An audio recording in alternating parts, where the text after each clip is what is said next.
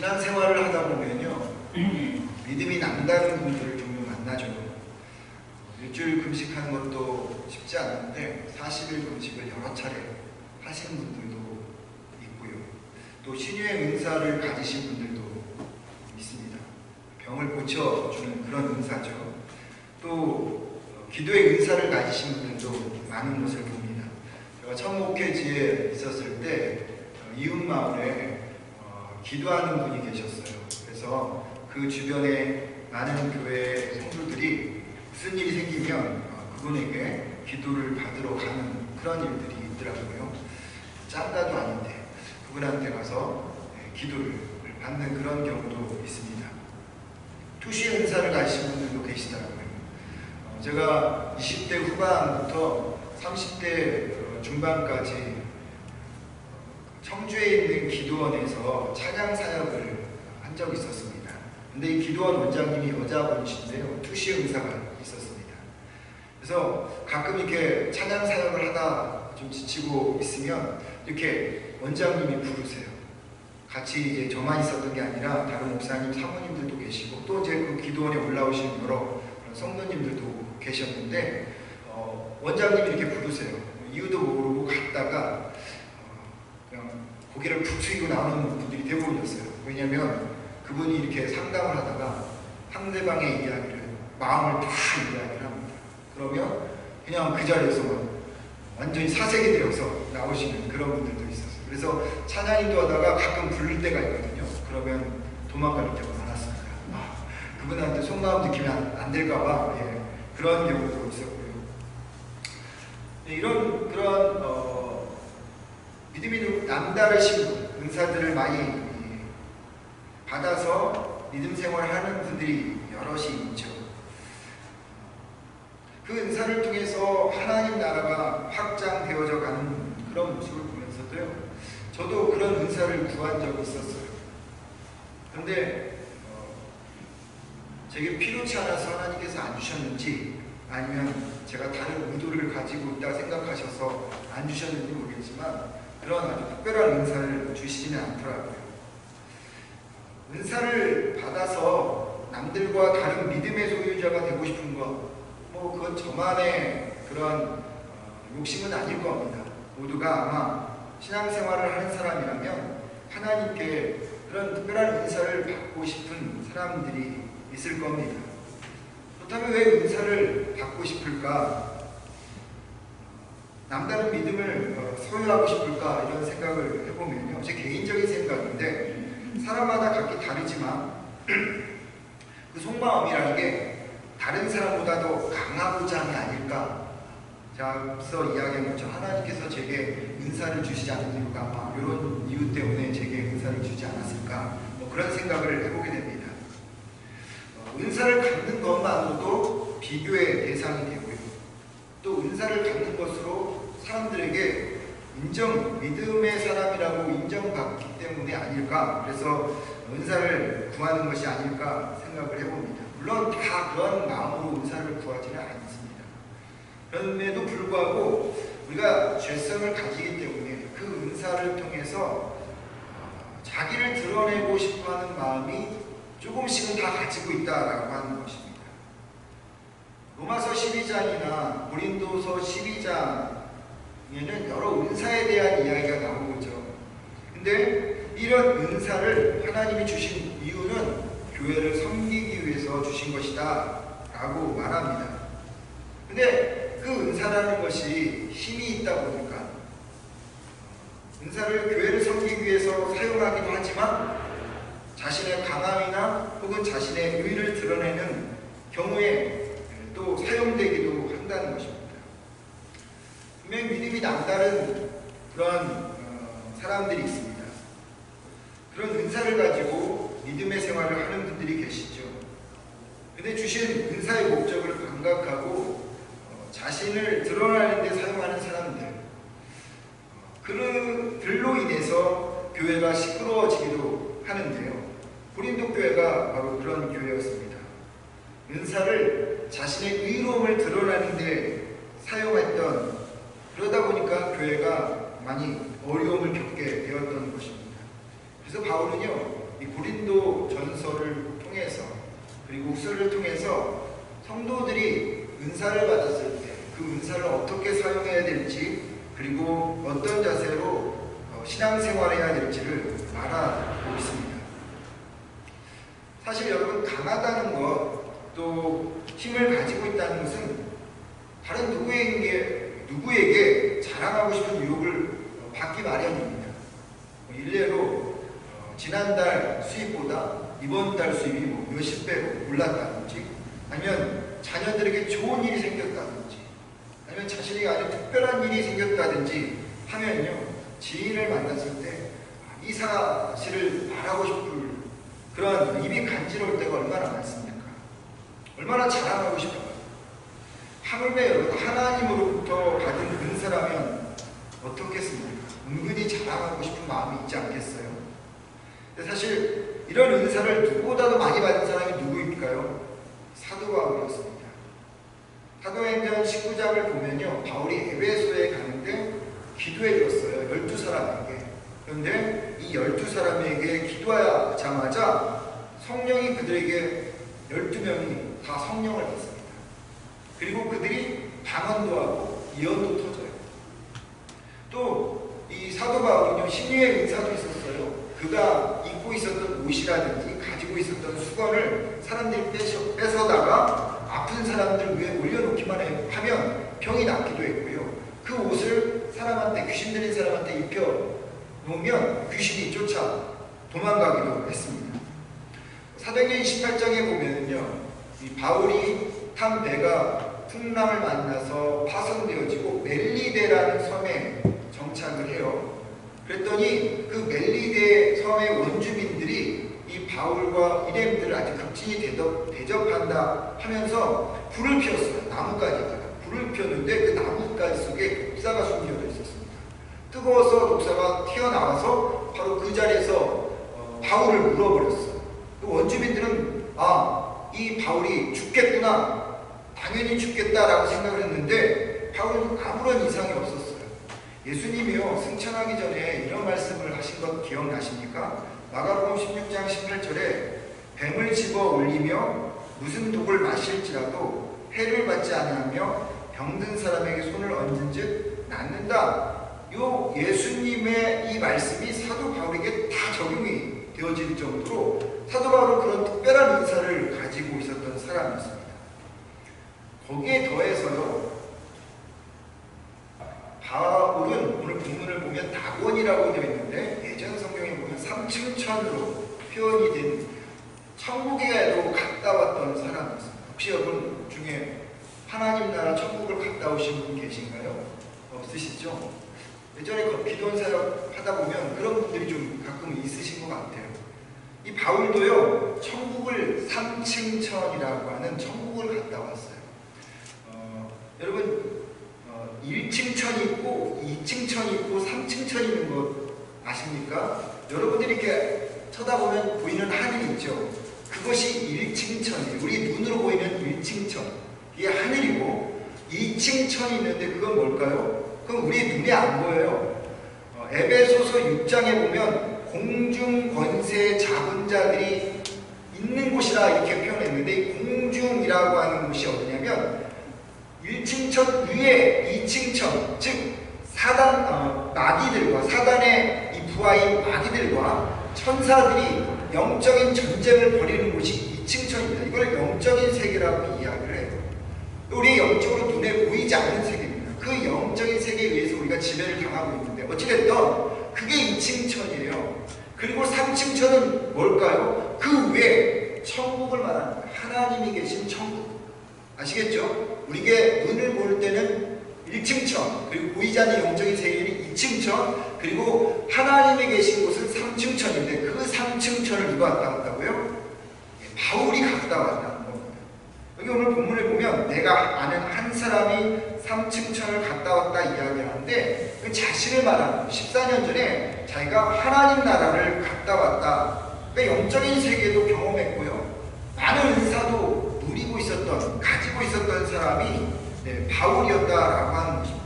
그러면 얼마나 자랑할 수 있겠습니까? 보통 사람이라면 막 침 튀겨가면서 자랑했겠죠. 그러나 바울은 자랑하지 않습니다. 오히려 5절에서 이렇게 이야기합니다. 약한 것들을 왜 자랑하지 아니하냐. 남들과 다른 믿음을 가진 자신의 삶을 충분히 자랑할 수도 있지만 그런 건 의미가 없고 자신은 약한 것만 자랑하겠다 이렇게 이야기합니다. 그 약함이 뭘까요? 사단의 사자라고 표현은 육체의 가시입니다. 육체의 가시라는 것은요, 학자들에 의하면 정확하지는 않지만 안질일 수도 있고, 그러니까 사도 바울이 안질을 갖고 있었을 수도 있고, 혹은 간질병이 있는 사람이었을 수도 있다 이렇게 추측을 합니다. 근데 정확하지는 못하지만 분명한 것은 사단의 사자라고 표현한 것으로 봐서는 이 사도 바울이 복음 사역을 전하는 데 있어서 아주 아킬레스건과 같은 단점이었다라고 하는 겁니다. 없었으면 좋을 그것을 사도 바울이 가지고 있었어요. 그래서 어떻게 했습니까? 사도 바울이 이 육체의 가시, 사탄의 사자를 좀 3번 하나님 사역하는데 이게 좀 없었으면 좋겠습니다. 3번씩이나 기도했어요. 그랬더니 돌아온 답이 이겁니다. 내가 너에게 주는 은혜가 이것으로 충분하니까 괜찮다. 내 능력은 약한 데서 완전해진다. 이렇게 말합니다. 이 말은 무슨 뜻이냐면 너의 사역은 전능하신 하나님 여호와 내가 하는 거지 네가 하는 것이 아니다. 네가 믿음이 있다고? 네가 은사가 있다고? 아니 내가 하는 것이다 라고 하는 그런 말이에요. 바울이 이것을 깨달았어요. 아, 내가 영적인 세계를 경험하고 은사를 받은 것이 나의 사역에 지탱하는 힘이 아니었구나. 하나님 자신이 나에게 있어서 힘이었구나 라고 안 겁니다. 그래서 바울은 더 이상 육체의 가시를 없애달라고 기도하지 않았습니다. 왜냐하면 육체의 가시가 있음으로 인해서 더 자기가 하나님의 영광을 드러낼 수 있고 더 하나님을 강하게 알게 되어지는 계기가 되기 때문인 것입니다. 여러분, 인간이 강하면요 하나님은 절대 일하지 않습니다. 인간이 힘을 가지고 있으면요 하나님은 머물러 있지 않습니다. 인간이 고집을 부리면 하나님은 보고만 계십니다. 바울이 위대한 사역을 할 수 있었던 것은 영적인 세계를 경험하고 천국을 갔다 오고 많은 은사, 사람을 살리는 그것 때문에 그것이 아니라 그에게 있었던 육체의 가시 때문이었다는 것입니다. 바울에게 육체의 가시는 하나님께 매달릴 수밖에 없었던 통로였다는 거죠. 만약 여러분 바울이요 육체의 가시가 없었다면 간질병이라든지 안질이 없었다면 자신의 그런 하늘까지 갔다 온 천국까지 갔다 온 영적인 경험과 사람을 살리는 그런 은사를 가지고 사역하면서 그 은사를 주신 하나님을 뒷방 늙은이 취급하듯 뒷방에다 쳐놓고 자신이 그 사역을 하게 되었을 것입니다. 그런데 그렇게 할 수 없었어요. 왜입니까? 그에게 육체의 가시가 있었기 때문입니다. 육체의 가시가 그를 붙잡고 있었기 때문에 자신이 도저히 하나님 없으면 이 사역을 할 수 없다는 것을 알고 그래서 하나님만 붙잡을 수밖에 없었다고 하는 거죠. 여러분, 몸집이 큰 독수리가 하늘을 유유히 나를 수 있는 것은 바람에 그 몸을 맡기기 때문인 거죠.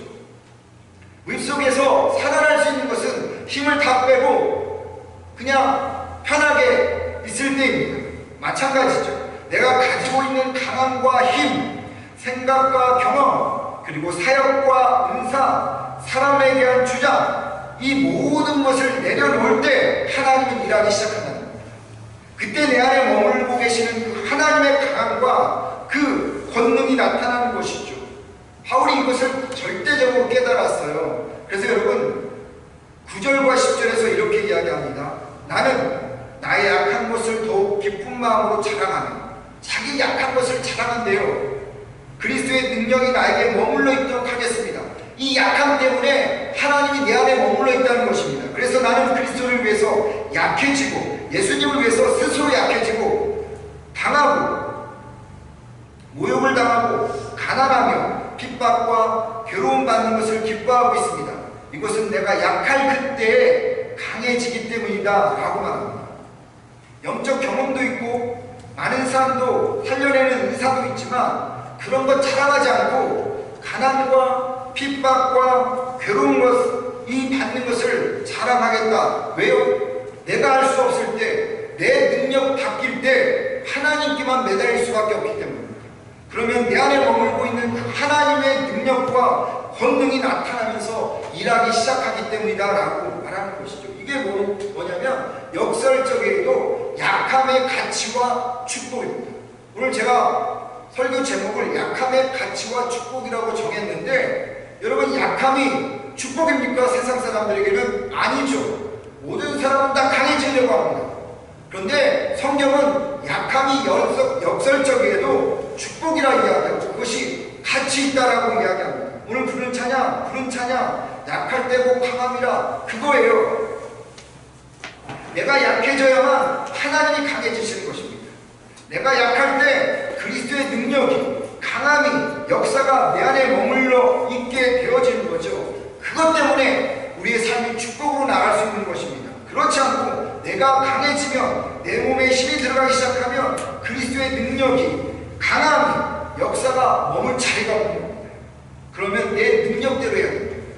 근데 여러분, 내 능력이라는 것이 제한되어 있지 않습니까? 그런데 내 능력보다 더 큰 능력을 만나게 되면 부서지는 것이죠.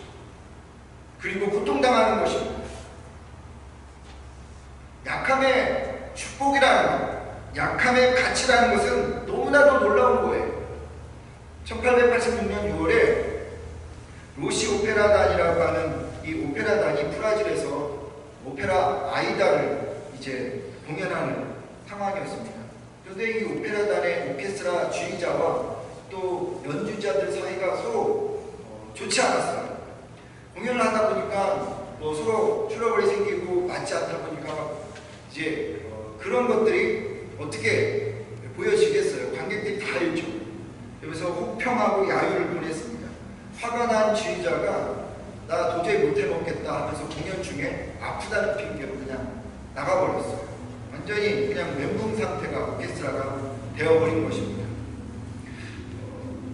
그 오케스트라가 풍리 중에 그냥 곧장 그 앞에 20살 첼리스트를 지휘자로 세웠습니다. 근데 이 첼리스트는 눈 치력이 아주 안 좋아요. 그래서 악보를 볼 수가 없어요. 이 사람은 처음부터 끝까지 다 외워요. 다 외워서 하는 그런 첼리스트였습니다. 그래서 그 사람을 세워서 20살 된 그 어린 이 첼리스트를 지휘자로 세워서 그 사람에게 이 아이다를 연주하게 했습니다. 그런데 이 사람은 다 외웠기 때문에 그것을 처음부터 끝까지 완벽하게 소화해낼 수 있었습니다. 이 사람이 누구냐면 토스카니니였습니다. 20살이었던 그때 이 토스카니가 이 일로 인해서 세계적인 지휘자로 올라가게 되었습니다. 약함으로 인해서 강함이 드러나는 순간인 거죠. 여러분, 저는 약함이라는 것이 큰 그릇과 같다라고 생각합니다. 거기에는 무한한 하나님의 역사를 담을 수 있는 공간이 있기 때문입니다. 반대로 강함이라고 하는 것은 작은 그릇과 같다 생각합니다. 거기에는 하나님의 권능을 담아놓을 수 있는 공간이 없기 때문입니다. 사람들은 강함을 추구하죠. 그러기에 하나님의 역사가 잘 나타나지 않아요. 하지만 영적인 매달림을 가지고 있는 사람들에게는 하나님의 권능이 강하게 나타나는 것을 볼 수 있습니다. 왜요? 하나님이 일하실 공간, 그 공간이 그 사람에게는 많기 때문입니다. 사도행전 16장을 보면 바울이요, 복음을 전하다가 빌립보에서 큰 어려움을 당합니다. 훨씬 매를 맞고 옷이 찢어지고 착고에 발이 묶여서 감옥에 기약도 없이 이제 갇힙니다.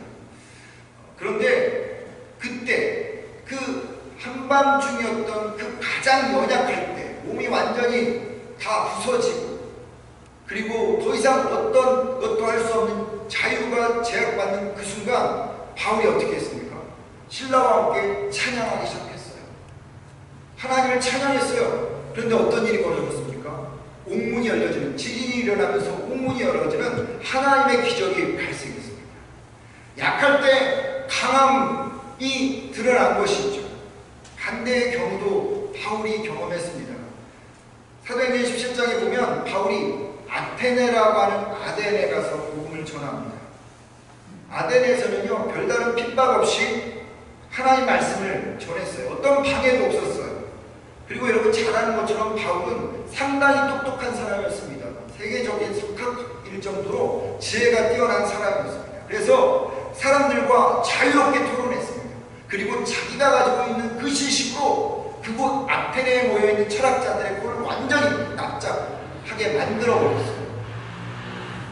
그런데 여러분, 그렇게 사도 바울의 강함이 드러났던 그 아테네가 2차 전도 여행 중에 유일하게 교회를 세우지 못했던 곳이었습니다.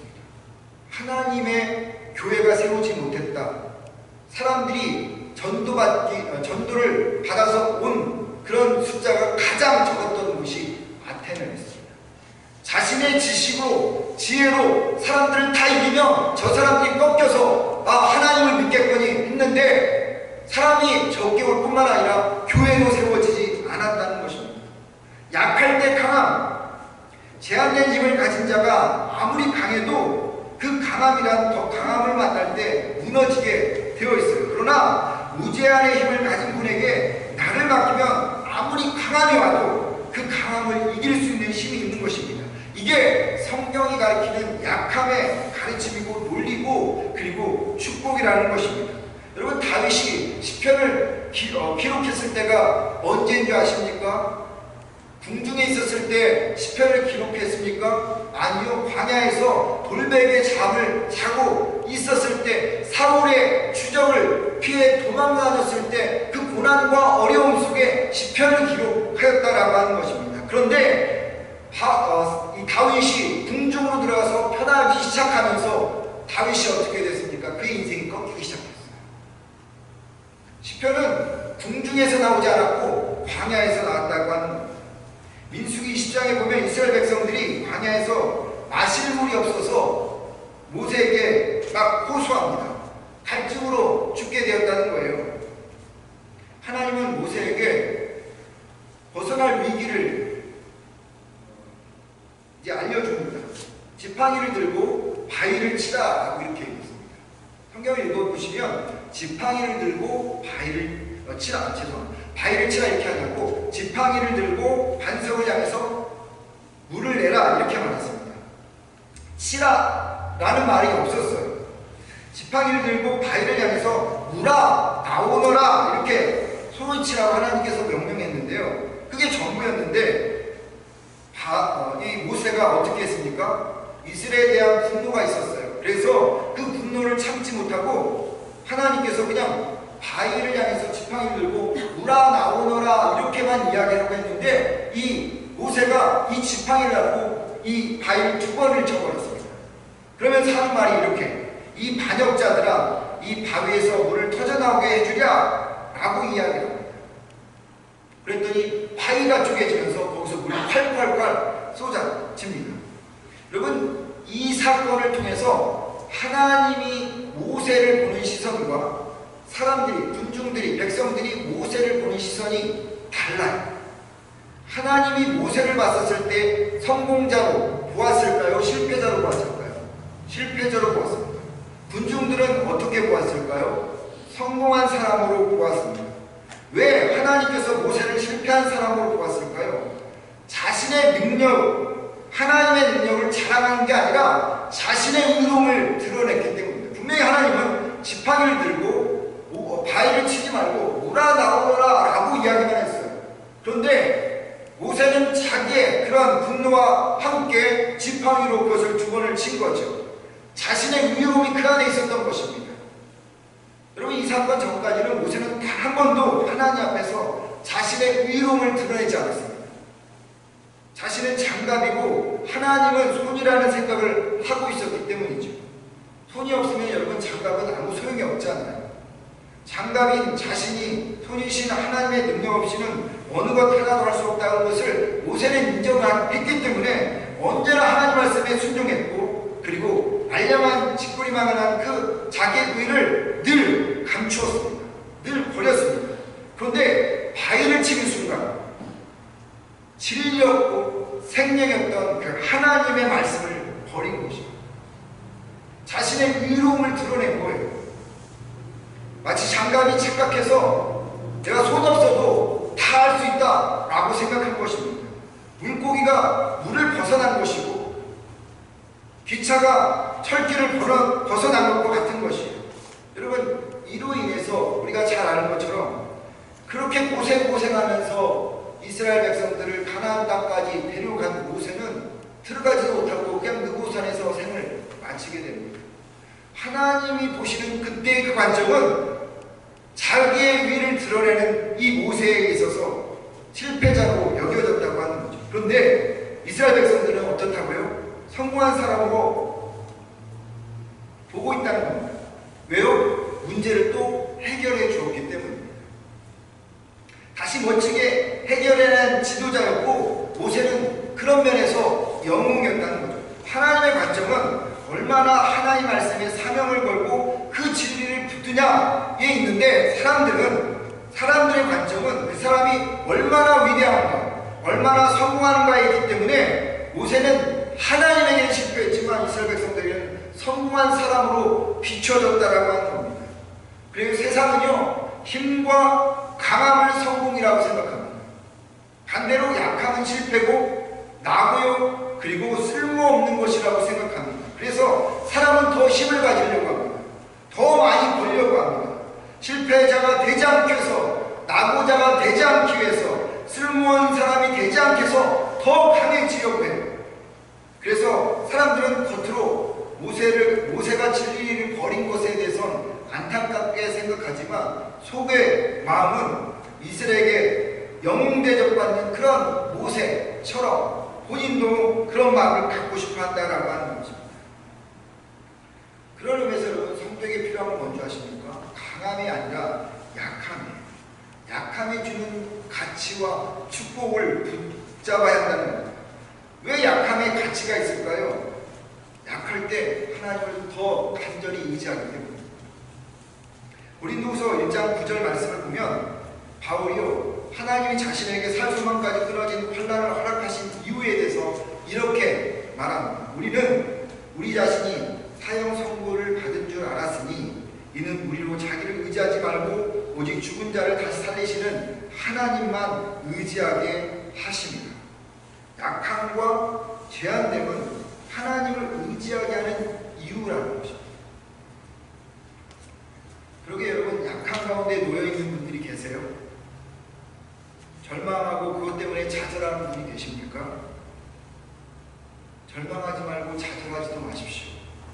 왜냐하면 하나님의 능력이 나타날 기회이기 때문입니다. 내가 할 수 없기에 하나님만 더 붙들 수 있는 기회이기 때문입니다. 그리고 남들과 다른 믿음을 소유할 수 있는 기회이기 때문입니다. 이때까지 살아왔던 믿음 생활과는 질적으로 전혀 다른 삶을 살 수 있는 기회이기 때문입니다. 내 연약함이 하나님의 역사와 권능이 드러날 수 있는 축복의 기회이기 때문에 약함이라고 하는 그것이 있다면 오히려 감사해야 한다는 것입니다. 바울이요, 고린도전서 1장 17절과 28절에 아주 중요한 이야기를 했습니다. 우리 찾아서 한번 읽어보겠습니다.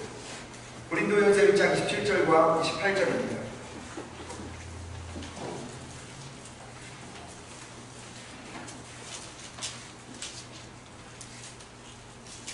고린도전서 1장 27절 그리고 18절입니다. 읽겠습니다.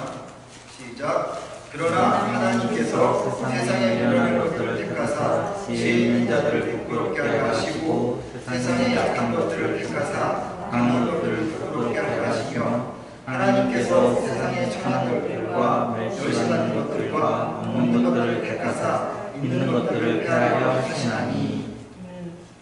제가 한번 현대인의 성경을 읽어드리도록 하겠습니다. 하나님께서는 지혜 있는 자들을 부끄럽게 하시려고 세상의 어리석은 것을 택하셨으며 강한 자들을 부끄럽게 하시려고 세상의 약한 것을 택하셨습니다. 하나님께서는 세상의 비천한 것과 멸시받는 것을 택하셨으니 곧 잘났다고 하는 것들을 없애시려고 아무것도 아닌 것들을 택하셨습니다. 하나님은요, 언제나 세상의 가치와 철학과는 달리 힘없는 사람을 선택하십니다. 약한 자들을 선택하십니다. 가난한 자들을 통해서 일하십니다. 왜일까요? 그들 안에는 하나님을 담아둘 수 있는 목마름이 있고 간절함이 있기 때문입니다. 하나님의 영광이 가장 잘 드러나는 사람들이기 때문입니다. 시편 51편 17절에 뭐라고 이야기하냐면 하나님이 기뻐하시는 예배는 어떤 예배라고 합니까? 하나님이 구하시는 제사, 예배는 상한 심령이라고 이야기합니다. 왜 하나님께서 상한 심령을 기뻐하실까요? 상한 심령이라야 하나님을 찾습니다. 사람은 상하지 않으면, 약하지 않으면 절대 하나님을 찾지 않습니다. 그러게 약함이 성도의 가치고 축복인 것이죠. 누구보다도 이 사실을 안 바울은요, 남들보다 더 많은 영적인 체험을 하고 은사를 가졌지만 그것을 자랑할 것이 없다라고 말합니다. 그리고 오히려 자기가 가지고 있는 그 육체의 가시를 자랑한다. 왜? 그 육체의 가시 때문에 하나님이 더 잘 드러나기 때문이다 라고 말합니다. 바울이 내가 약한 근대의 강함이라, 약한 것이 힘이라 이렇게 말하는 것은 강함이 힘이라는 가치와 철학을 가진 이 세상에 바울이 선전포고한 거예요. 도전하는 것입니다. 하나님의 약함을 통해서 세상의 강함을 박살내겠다라고 말하는 것입니다. 여러분, 가곡의 왕이라고 불리는 슈베르트가 있죠. 슈베르트가 송어, 그 다음에 마와 이러한 곡들을 많이 만들어냈는데 그에게 있어서 미완성의 그런 작품들도 여러 있습니다. 슈베르트의 가장 유명한 미완성 곡이 뭘까요? 교향곡 제8번 B단조가 슈베르트에 있어서 가장 유명한 그러한 미완성의 곡입니다. 보통 이 4악장으로 만들어지는데 이 B단조는 3악장 중간에 멈춰버립니다. 슈베르트가 26살에 작곡하다가 31에 죽었는데, 요절했는데 6년 동안 하다가 다 하지 못하고 죽었습니다. 근데 그 사이에 다른 완성된 그러한 작품들도 많아요. 그런데 왜 이 슈베르트가 이 교향곡 제8번 B단조를 다 못 마치고 끝내지 않고 했을까? 많은 사람들이 의심을 하는데 이유는 몰라요. 그런데 분명한 것은 이 교향곡 제8번 B단조, 이 미완성 교향곡이 슈베르트에 있어서 가장 유명한 걸작품으로 여겨집니다. 저는 미완성만의 아름다움이 있다 생각합니다. 여백이 있기 때문이죠. 누구도 쉽게 관심을 가져주지 않지만 미완성의 미학은 여백을 통해서 더 가치가 드러난다고 생각합니다. 사람마다 미완성에 있는 부분들이 있습니다. 그게 연약함이라고 저는 말할 수 있습니다. 육체의 가시일 수 있겠죠. 근데 그 미완성의 여백에 하나님, 무한하신 하나님이 채워질 때 사람은 비로소 완전한 걸작품이 된다고 생각합니다. 그러기에 미완성의 부분을 가지고 있다고 원망하지 마시고, 그리고 불평하지도 마십시오. 오히려 그 미완성을 통해서 하나님이 드러날 것을 기대하십시오.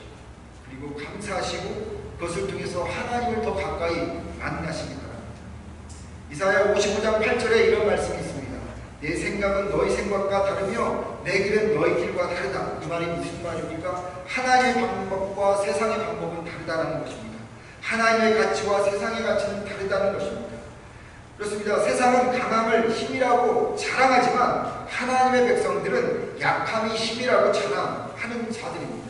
참 재밌게도 교회가 강해지기 시작하면서 교회가 약해지기 시작했습니다. 이 말은 다시 말하면 교회가 약해지면서 우리 성도가 약해지면 교회는 강해지기 시작한다라고 하는 겁니다. 여러분은 여러분의 강함을 자랑합니까? 그렇다면 하나님은 자신을 여러분들에게서 숨길 것입니다. 여러분들은 약한 자입니까? 그렇다면 하나님은 자신의 능력을 여러분들에게 온전히 드러낼 것입니다. 약할 때고 강함 되신 이 하나님, 그분을 우리의 삶에 가득 채워서 우리의 삶의 미완성의 부분들을, 그 여백들을 메꿔 나가는 여러분과 제가 되기를 주님의 이름으로 축원을 드립니다.